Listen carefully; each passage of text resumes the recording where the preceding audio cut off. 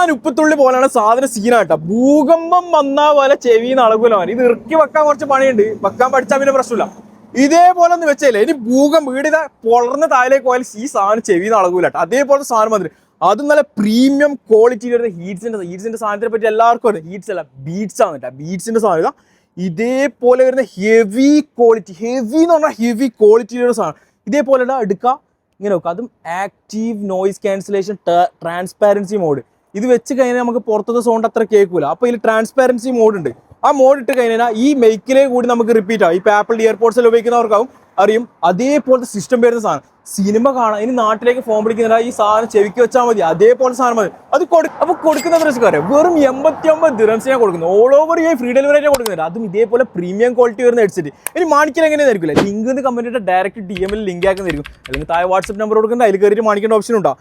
Quality എന്ന് പറയുന്ന സാധനം മാണ്ടവർ താഴെ നമ്പർ കൊടുക്കുന്ന കോൺടാക്ട് ആയിരിക്കും.